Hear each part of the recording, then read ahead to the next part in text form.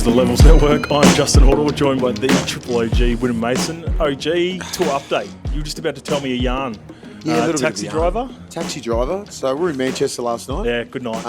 Really good night. Met up with a couple of mates that I played union with. My little stint here, like Dean, you met him last night, Scoey. Yep. Gives the background on Scoey. He gave me a big kiss when I never met him before in my life. Basically kissed me on the lips. On the lips straight away. And you think if you think I'm big, he's about 6'7". Yeah. About 130 kilo. Just a big lad. Just a big pommy lad. Legend dude. Anyway, I was trying to get home from Manchester. I left I locked horns with Johnny Bateman. One of the greats. And he was fired up. When I just seen him, just before I was leaving, I seen him in the, what's their emu version? What would that be called? So obviously the players that don't play, it's 6 again. Yeah. All the boys can go out and have I think he's injured his toe. He broke Yeah, his toe. he's done, yeah. Yeah. He's done. But anyway, so I left him about 6 o'clock this morning. Anyway, got in an Uber and I was like, take us to this place, whatever. And so I got here about like probably 7 o'clock in the morning. Yeah. In Liverpool, so it takes about an hour. Yep. And this bloke just took me on the biggest fucking runaround of Liverpool. I end up on the outskirts of Liverpool. I said, mate, this is not the fucking city, what I just said, mate. He goes, this is where the fucking GPS is taking me. I'm like, there's two versions of our hotel in Liverpool. I know, but it wasn't fucking way out there. And I've got a lot of patience. And I said, mate, get me fucking home. I'm going to rip this fucking thing apart, mate. Yeah. And then he goes, then I said, the city centre. Where the fuck, the main part of the city. Do you understand that? I got a little bit fucking angry with him. He's like, settle down. So, mate, just get me fucking home. Anyway, I got home at 8 o'clock. Oh. So it took 2.5 hours. So it's 1 p.m. now. He got home, 5 hours ago? Yeah. Look how good you look. It's unbelievable how fresh you can look. If that was me with 5 hours sleep, by the way, I got home about 1. We got home about 1, Lukey? 1:30, pushing it. And then I've been able to, Lukey went out and did his best work again, got after it. But, like, if I don't have a good, 7, I'll wake up about 8 o'clock. Yeah, I have beer, actually. Get me a beer. And then I was able to, obviously, just went and had a train because I didn't know when I wrote in the group chat, we're going to do it at 12 o'clock. I didn't know. And it just went through to the keeper. No, because I only just decided this morning. Yeah, I didn't know. But I didn't know if we we're going to be able to do it or not, so I just went for a train and just got back. Nah, sweet. But I had a great night with my man Flash, Mark Flanagan. Legend, took us to Manchester. One of the best steak joints I've ever been to in my life. Lukey, what was the name of the steak joint? Black something? Blackstone. Blackstone? In Manchester, we went for the steak. Anyway, it was right next to Albert Schloss, and it was unbelievable. Albert Schloss. Best. Manchester's way better than London one. That's a vibe, mate. Do you reckon Manchester's better than London one? Yeah, London was just too much. I think it's spread out a little bit more, but that was fun. I've never met Johnny Bateman, and as soon as I walk past him, he just comes up and gives me the biggest hug. I give him a massive hug. It's like where he goes, and you can't understand it, right? Yeah, he's hard to understand, yeah. So I'm sitting there trying to... Blacklock. Shout out to Blacklock. Nathan Blacklock's got to stay, Yeah, Nathan Blacklock over here doing backflips. So we're talking, and it's like I've got to reach right in. Still couldn't understand him. Yeah.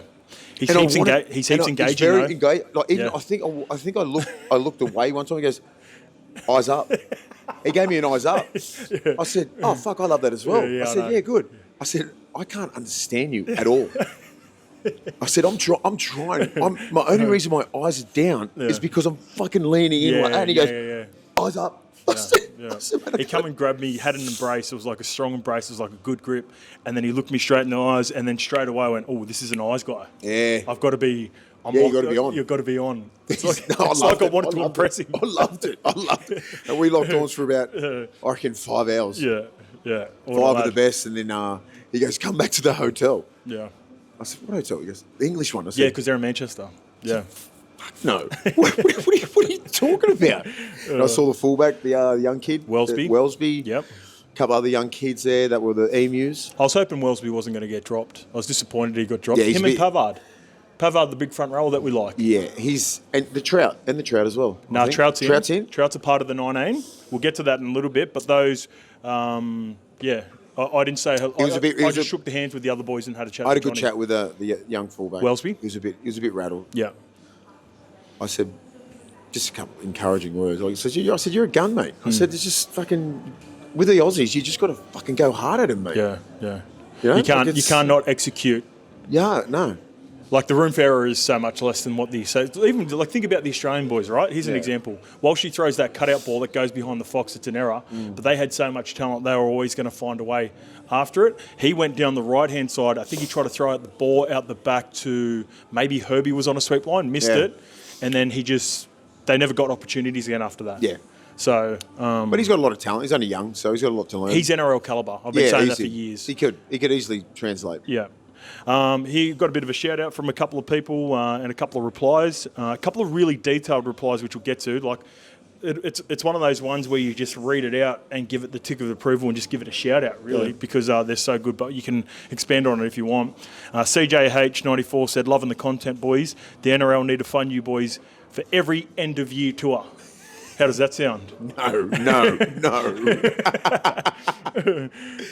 Yeah, it sounds good. In terms of, like, with regards to being ambassadors for rugby league and waving the flag, we are doing that over here. We love it, mate. We are doing that over Big here. time. So, if the NRL want to fund us and talk Bunsen, Gladly. yeah, there. Gladly, mate. Business class flights. Yes, of course.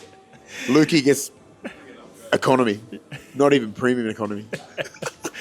I've got a number of people that replied to my clip on young buck Benai Uelu.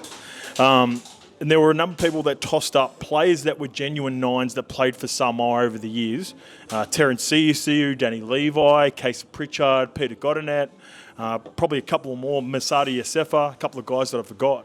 That were mentioned. Just the big thing that I want to say with Benaya, and I think you'll agree with this, Mace, when you look at the current Samoa team, in premier positions, they have a real chance to be top 5 or from 176. And what I mean by that is, with the announcement of Hamiso Tabuai-Fidow just recently that he will play for Samoa, he has got the ability to be a top 5 fullback in the game at his position. Yeah. Fair? Yeah. Blaze Talangi, still, Hang on, you got to split the G. Split the live. G. Oh, I love it. Live split the G. All Come right. on. I think I got my Techers too last night. I want to see this going. No pressure. Go on, son. That's the best one. That's the best one yet. Splitting the G, baby. Yes. Get that into Irish. That's as good as it gets. That's as good as it gets. Pressure. That's as good as it That is gets. the best one I've seen. Yeah. That's my best one of the Splitting tour, of the G. Of the Rennie. Getting back after splitting the G.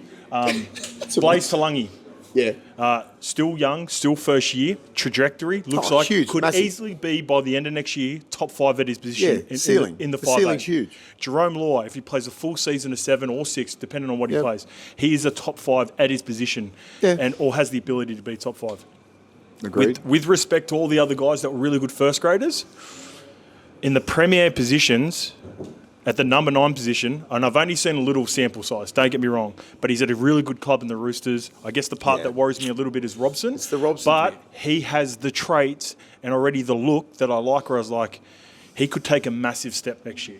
And the I other agree. guys, although they were genuine nines during their time, probably didn't have the calibre of spine outside of them at the time. And those blokes that they mentioned, they were inconsistent as hell. First grade, reserve grade, like getting dropped, you know what I mean? I know Danny Levi I thought I had the biggest raps on him. When he first started? When he first started. And he got a cap for New Zealand. Yep. Right? But Yep. he was just inconsistent. So was Terence Siusiu. Yep. Like he was like inconsistent. They were playing reserve grade, they're playing first grade. So I was like, this kid, we're just giving him raps because he's playing first grade now and he's a first grader. Yeah. And his ceiling is probably a bit higher than those guys. It's more potential, right? And the potential is higher. Like everyone had raps on those blokes, but they couldn't maintain it. Yeah. So like if this kid maintains and he reaches his potential, he's going to be better than all those guys. So I get that they were decent players, right, in their positions in moment of time. Yep. But they didn't string together five good years. You They didn't string together fucking more than 100 games together, like decent first grade. Like they were reserve grade, first grade, reserve grade, first grade. So fucking, I understand where people are coming from, but like, this kid is an out-and-out first grader, and if he reaches his potential, it's going to be higher than those guys. Yeah, I think they misunderstood what I was saying with being a genuine 9. I also think Case of Pritchard, he probably had the best chance. Yes, he got injured maybe 2 or 3 years into his career at Parramatta, coming through with Moses, Normie and all that, and I think he had neck issues. I did like Case of Pritchard. He had a chance to be a real good player, long-term player at the 9 position for Samoa. Danny Levi is still a decent player. Mate, he's been around for 10 plus years. Yeah, I rate him highly, but I mean, I think they just misinterpreted what you said. For sure. Because and no disrespect to any of those players that I said, right? Yeah. But I know that I played against those guys. Yeah. Right? Very inconsistent, up and down, up and down, up and down. Reserve grade, first grade, reserve grade, first grade. Superstar talent. Right? I don't even want to break this at the moment. Don't drink it again. I don't even want to drink. Can you just get him another Guinness. Because I don't want to ruin this for the... You're drinking Guinness too, Lukey? Stop trying to fit in. You hate Guinness. I don't like the beer as much over here. It doesn't. It's not as crispy. Same. I fucking hate it. All right. Here's a couple of good replies with a couple of big things that we're talking about with regards to international footy. Had so many replies around Kiwi international crowds and why a few reasons why they have been turning up. This one's from the Warstar. He's an L1 from day one. He always puts a lot of thought into this. So this goes for a while, mate, but bear with me and listen to why he thinks the Kiwi fans sort of dropped off when it gets to internationals compared to for the Warriors, for example. I'll give you the rundown from a staunch Kiwis fan over here in New Zealand. In 2017, the Kiwis lost a massive chunk of our Pacifica fans when Tonga rose up at the World Cup, and again when Samoa gained players later on. For a lot of us Māori, we can accept that. We love that our Polynesian relations and see that as a massive win for the international game. Where the problem stems for a Kiwi supporter turnout is what the Kiwis are up against. We haven't had an Anzac test in nearly a decade. The international game is subpar compared to Union. Union is still king over here, and the All Blacks have a guaranteed 10 tests per season, whereas the Kiwis, we get 2 tests at best at the end of the year. Yeah. Tonga and Samoa are nowhere near the level in Union as well, so the fans in league are diehard, and their national union sides go back to being for the Kiwis and the All Blacks when it comes to international. The answer is, give us more tests. The international test window is a joke at the moment. Shorten the NRL season and give us more international windows. Also, unsure who scheduled the Pac Champs game, but the Kiwis have 2 tests in one city. That's disappointing. You'd have smaller venues outside of Auckland, but much bigger Kiwi support. Quite rightly North through Harbour. the Samoa and Tongan fans have been rewarded with home games in Auckland because there are more Polynesians in Auckland than anywhere else, right? And so they should get more support and more passion for the game. Respect to the Samoa and Tonga fans. One day I hope we can get to the level of support. As always, up the Kiwis and up the levels. That is spot on. So good, isn't it? Yeah, that is spot on. I couldn't break it down any better. I think a part of it for... And there's another... here's another great example. And this is where... this is with regards to me saying I would like to see Tonga versus Samoa every other year. Here's a solution to get it played every year. And I don't hate this as well. This one comes from RTM. Boys, we need an annual fixture of the Tokos versus Usos. Crowd was electric and we need to keep the momentum while it's hot. Looks like there will be another 40,000 this week at Eden Park. I have 2 solutions. Option 1, reintroduce the Anzac test and also have the Pacific test with it. Samoa versus Tonga. Yep. The following night on the same standalone weekend. Each year the Anzac test can alternate between the 2 countries for the Pacific test. So you go between Auckland, Brisbane and Sydney. I love that. It's a great shout, right? I love it. Option 2 is another one, and this one's not bad as well. Global round, if global round doesn't go ahead in 2027, we could have an international triple header in Vegas rather than sending NRL Super League clubs. So, for example, England versus Fiji or Papua New Guinea, Australia versus New Zealand, Samoa versus Tongan. With 1.2 Polynesians around the United States, it would almost be a sellout. You could have the likes of The Rock, Jason Momoa, Jordan Mailata, Stephen Adams, and any other NFL, NBA athletes help market and promote the game. plenty of big-name Polynesian artists in the States that could perform and make it a spectacle. Also, you've got to have England play because the Poms, when they get involved, you know that there's also going to be at least 10,000 that attend with them. Yep, I agree. They need to bring back the Anzac Test. That's massive. I was lucky enough to play in I think about 4 or 5 of those, and they were outstanding. Yeah. Some of the hardest tests I've ever played.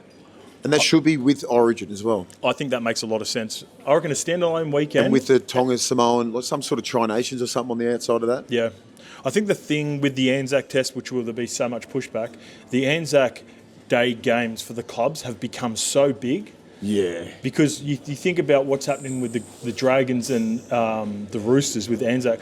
That's always been on Anzac. But that's a huge But the fixture. Anzac Day test was never on Anzac Day. Wasn't it? No, it was just on a Friday, whatever the Friday was. Gotcha. Yeah, never on the actual Anzac Day. Yeah, okay. The only one that usually played on Anzac Day was the Roosters in St George. So, even when you played Anzac Day tests Never on Anzac Day. On a weekend, was the Roosters Dragons fixture still alive? Still on. Was Yep. it? Yep. Okay. Yeah. All right. Always. I couldn't remember if that was the case or if that fixture become big and then all the other ones off the back of it when you guys stopped playing the Anzac Test. No, that's always been the big one. Okay. The Roosters in St George. Yeah. I don't hate the idea of the global round being played in Vegas as well. That's like England versus Fiji or PNG, because PNG are getting better and better, and so is Fiji, good lineups. Australia versus New Zealand, Samoa versus Tonga in Vegas. Jeez. That'd be awesome to see. Yeah. I reckon that would sell a lot. So a couple of really good ideas there from RTM and Wasta. I really appreciate the shout-outs and really good detailed responses too, because a lot of people sometimes, when you have strong opinions, they come on and they just throw shit out willy-nilly and blow up rather than actually giving solutions. I love that both of these guys not only had reasons for why, but also had actually had reasons and options of what you could do off the back of it. So really appreciate the shout-out there, boys. Some really good points. Just a little bit of NRL news before we do the team list. Very quickly, Ryan Pappenhausen has completely parted way with the Storm.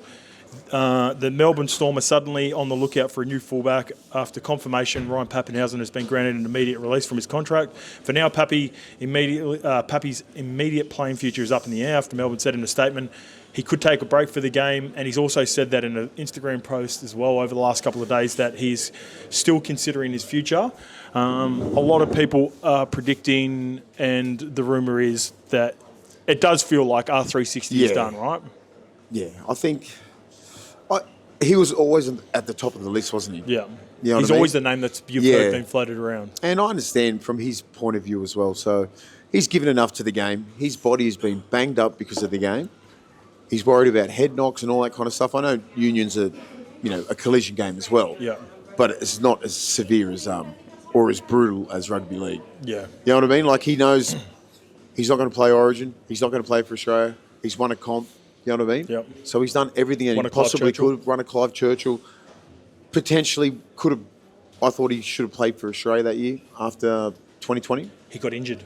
Did he get injured? Didn't he? So I think he would have. I think he got injured. I think he was a part of the squad after the grand final year, and he got injured. And it sucked. Someone will check me in the comments. So I think he's ticked all these boxes, and I think he takes. I don't know him personally, but he takes me as a bit of a free spirit and bit of a deep thinker. Dudes, the world's a lot bigger than the east coast of Australia. Yeah, that's the vibe I get. He thinks I could live in Miami, I could live in Dubai, I could do this, I could earn. He could possibly get $5 million or something like that. Good on him. Anyway, congratulations on your career, Pappy. Well done, mate.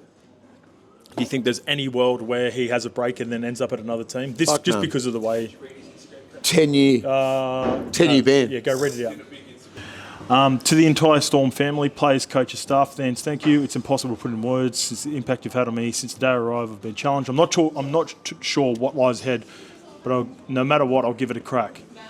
That feels like it's the end. It's the end of rugby league. Yeah, he's definitely not going. Yeah. He's not going to another club. Yeah. I think he's the first. That's the first domino. Everyone's been talking about the loophole, right? So he could. He's not an NRL contracted player now. So that stance that Valenti's had. Yeah, doesn't matter.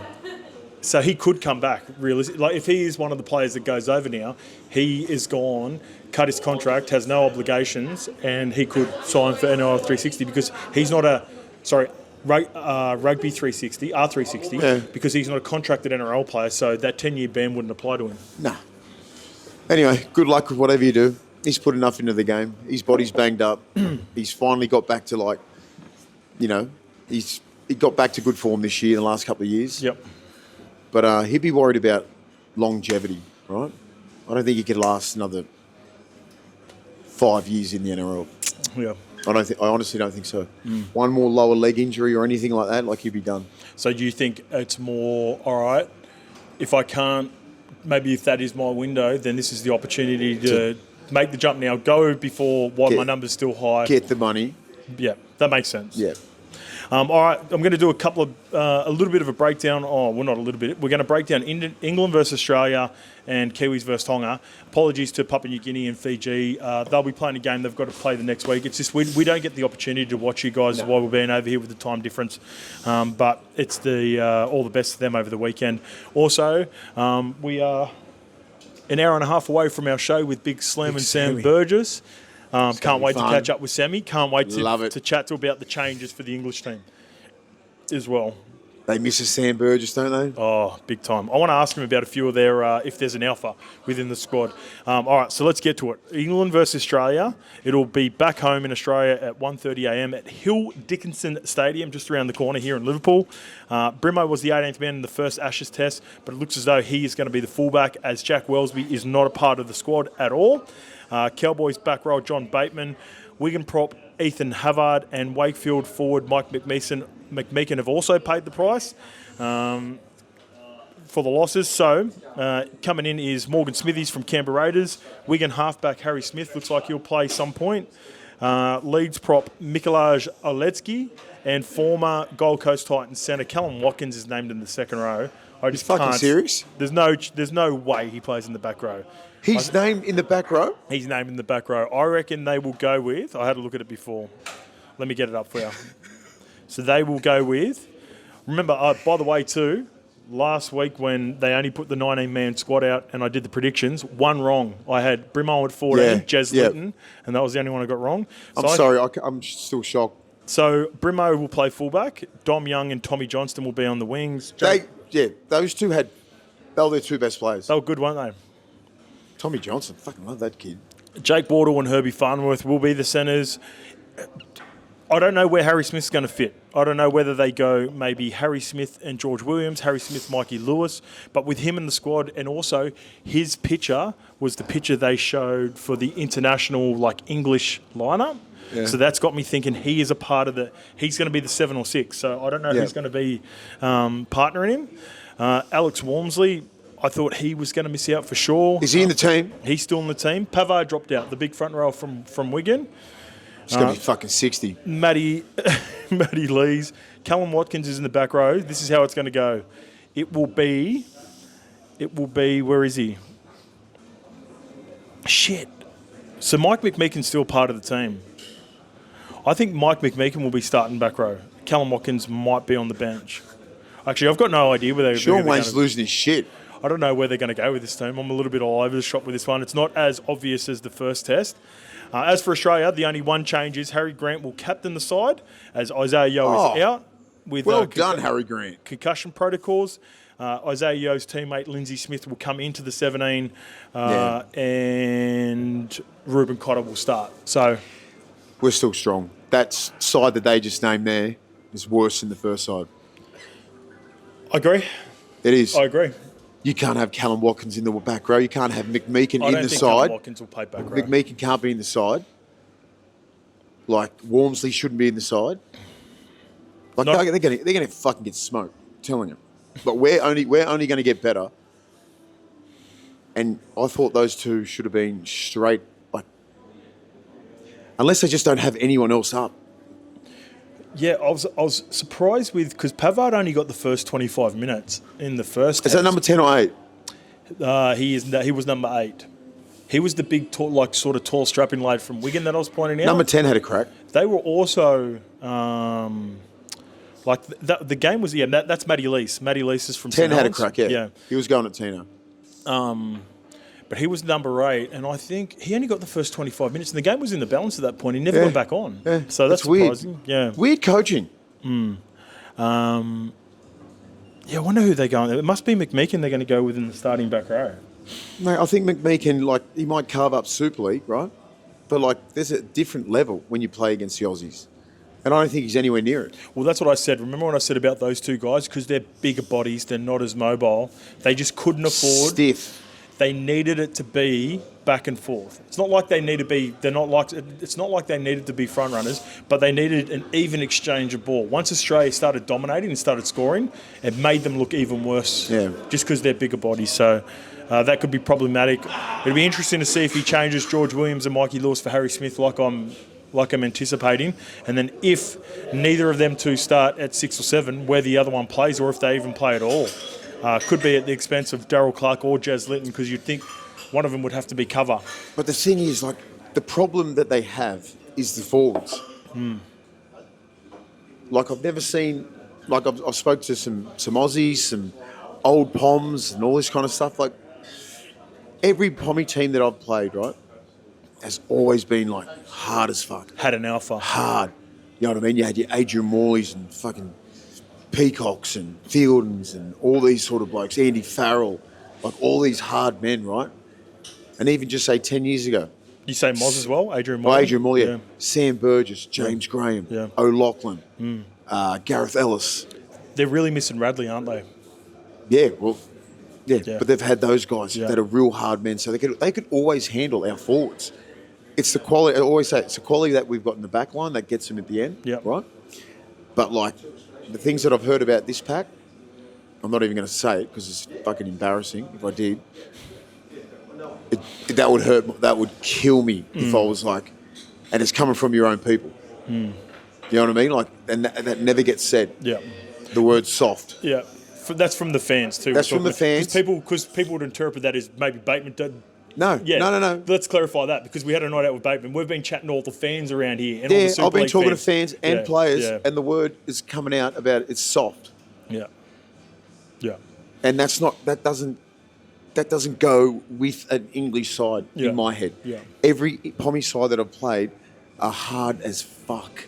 They're all alphas, right? They all go at you. They're not scared. I'm not saying this team's scared, but there's no fear factor in that team. Yeah, they just don't have that experienced leader that's played, in that role. No, they don't. And that's just the way it is. That's the way I see it. And that's the way I call it. Prove me wrong on Saturday. That's fair enough. All right, let's get to Sunday, 4 p.m. back in Australia. We've got the Kiwis versus Tonga. Couple of big outs for the Kiwis. Ronaldo Mulatalo is going to miss this game, and so is Jeremy Marshall-King. So Seb Chris comes in. He'll go onto the wing. Phoenix Crossland goes into hooker. Tomato Martin will go onto the bench, and big Xavier Wilson will be playing off the bench as well in place of Nelson Asafa-Solomona. He drops to the 18th man. As for the Tongan team, they get a huge boost with big Jason Tomalolo. He is returning. Rob Toya, he injured his foot, and Stefano Uto Ikamanu concussion. They're both sidelined. Some pretty good replacements. Paul Alamotti comes into the centres for them. Felice Kafusi will drop to the prop position, and Kulikefu Fene Fuyaki will come off the bench. So some really good changes there for the Tongan team, and they're going to be super desperate because not only do they need to win, I'll get it up here. They've got to win by 30. They've basically got to win by 30, so they've got to really go after it in this game. This sucks, doesn't it? I love the Tongan team, but they're not going to win this game. I think they can win the game. They can win the game. I think they can win the game, but I think you're playing against New Zealand is a quality side. Yeah, you know what I mean. So, I love the Tongan team, but I was even, as I said, I was talking to Keon. I said I bet Samoa win because they just whenever they get in camp, they've had a week longer than you guys. Yeah, they connect not more, but they've been connected longer, and they get in there. And they pumped us. I had a good message, actually, and I didn't put it in, but it relates to the Tongan team. So when they started camp, they all arrived in, I'd imagine it's Sydney, maybe Brisbane, I could be wrong, Sydney or Brisbane. They get into camp together. They went back to Tonga. They had the parade over there, which was awesome. It's a Right? lot. We showed it. Very emotional. We as well. showed it. It was awesome. It was great content. Yeah. I'm all for it. Going back and to see their people. Then they come back to Suncorp because of the result, which is going to make it even tougher. If they get the result there, it probably doesn't matter as much. But they come back to Suncorp, lose to Samoa in the fashion in which they do. Now they've got to go over to New Zealand. So even if they do get this win and they win by a large margin, they've not only got to go to New Zealand and play New Zealand now in the space of 3 weeks, but if they were good enough to beat New Zealand by a big margin, come back to Australia and play the final at CommBank Stadium. That's a lot of travel for a 3 or 4 week period. It's a lot. Yeah. And a lot of those guys, right, they didn't win, they weren't in grand final teams. They didn't have big runs into the semi-finals. You know, half of them they weren't in the 8, so they're not match fit. Right? Here we go. We'll go through some of the names. Oh, actually, there's probably more than you think. Yeah, so no, you're right. It's about 50-50 compared to the Australian team, which is almost 80% of the team. Yeah. So Lehigh Hopewadi and Tolu Kola, both Manly, knocked out before the finals. Tubes got knocked out the first week of finals for the Roosters. Did they get knocked out the second or first week? First week? By Cronulla? Yeah. They got beaten first week by Cronulla. Yeah. Obviously, Paul Almotti went to the prelim and was playing awesome in the finals. Sione Katoa went to the prelim and got beaten by Melbourne. Isaiah Yongi didn't make the finals. Isaiah Katoa didn't make the finals. Adam Fanua-Blake went to the prelim. Saliva Havili plays... He's more of a rotational player, but also souths and doesn't play a lot of minutes. Felice Kafusi. Ali Katoa went all the way to the GF. Siwa Wong, first week. Jason Tomolo. It's a great point. A lot of these guys not only... were needed a run before they got to Samoa, who looked so much better after the 7 weeks. It's a lot of time. Yeah, 7 weeks not playing. It's a lot of time. That's like the whole thing before Christmas. Yeah. That's the whole preseason. Yeah. Are you keeping fit? Like, how do you get your match fitness? What would the training facilities and the setup been like back in Tonga when they were back there for a couple of days? So, and that plays a big part. Yeah. Plays a very big part. And that's why they got out. Samoa had that first run, right? And they looked pretty sharp. And then they got into Tonga and it was miles apart. Yeah. But they didn't look like winning. Even the physical battle, right? So it just sucks that they're in this position. They're not going to beat New Zealand by 30. And even if, I hope they do win, but it could be 22 to 18. Yeah. You're not going to put 30 on New Zealand. What if they go up 12-0 after 20 minutes? Do the Kiwis get nervous? Yeah, you do. Or 18-0 or it's something. At Eden Park. Yeah. It's going to be, and we've talked about it before, I want the Kiwis fans to turn up, but it's going to be a sea of red. Yeah. It's going to be a sea of red at Eden Park. It's going to be packed. If they can pull this off, this will be one of their greatest wins. Yeah. They got Australia, which is their greatest win. Yep. They've got New Zealand, but they only just they're some of the best games I've seen. That New Zealand team's a fucking team. Hey, shout out to my boy Zach Docker Clay too. What a awesome season for him at the Roosters. Because of the Jeremy Marshall-King injury, he's been called into camp. Shut up. Yeah. So he's in the 21 jersey. Yeah. He's doing a run club. Yeah. He didn't have a club. That's a great shout. So for those who aren't aware, at the start of the year, his career, he'd been with the Roosters now for a couple of years, but every year he had to get it sort of upgraded. At the start of the year, he come and did the run club with us. Come and ran for 5K. It was all but confirming staying on as like a development deal at the Roosters, and now he is a part of the squad for the Kiwis. So well done, man. He grew up with my family as well. He spent some time living with my family when he was a young kid. So mate, I'm proud of him. Always been rooting for him. He's a good kid.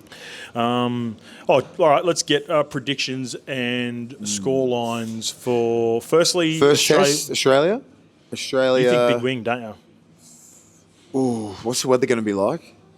Looks a bit obviously overcast shit because it's Liverpool. It's going to be drizzling. Little scousers over here. Anyway, Liverpool's been very fun. If it's Lukey could live here. Yeah, Lukey little loves pub, beers. Little pub slut. Yeah, awful. So it'll be in the English favour, right? But it still won't mean shit. I think it's about 36 to 10. 36 to 10? Yeah. I'm going to stick with my prediction that England get one game, so I've got to ride it out all the way to the end. I want them to win. Sorry, English fans. I want you to win so we can be at the last game as a fucking decider instead of a sweep. You did this last time. Yeah, You picked Aussie, then I said I'm going to go England, and then you start talking up. Sorry. Me personally, I want you to get swept and get beat by 50 every single game. Yeah. But me as a retired player and as a fan, I want to see a competition. Yeah. All right? But I just don't think I will. Okay. So, with all that being said, I genuinely think England can pull off an upset in one of these games. So I will ride them for both games. I would have liked to have seen Jack Wellsby stay in the team. I would have liked to have seen Brimo as the hybrid 14. That's what I would have liked to have seen. But I don't know how this ground's going to play out with the weather conditions. But if there is going to be an upset, maybe this could be it. So I'm going to go England in a... It's going to have to be a low-scoring affair for them to win. They're not going to win in a shootout. By 2 points. 18-16. Yep, I knew it. 2 points. 18-16. All right, Kiwis versus Tonga. Breaks my heart. But I don't see Tonga beat New Zealand. I think this by 30. I can see him winning the game, but I can't see it 36-6. Do you know what I mean? I can't see that. I think it'd be a high-scoring affair because of the circumstances. Yeah. Because Tonga are going to be still by 30. That's a lot. No, I think they're both going to score a lot of points. Because Tonga are going to have to try to score a heap of points. 38-20. Something like that. Yep. Something like that. But I'm leaning towards the Kiwis. I think the Kiwis are going to win. Let's go a scoreline of 1-12. But, 30-20 will be my scoreline for the Kiwis. Win. Fair enough. All right. That's it for this episode. We'll see you at some point. Yeah, he loves you. We'll be over in Leeds next week. And mate, we're having can't wait for the show later on. It's Friday night in Liverpool. Let's fucking get amongst it. Let's go. Cheers, guys.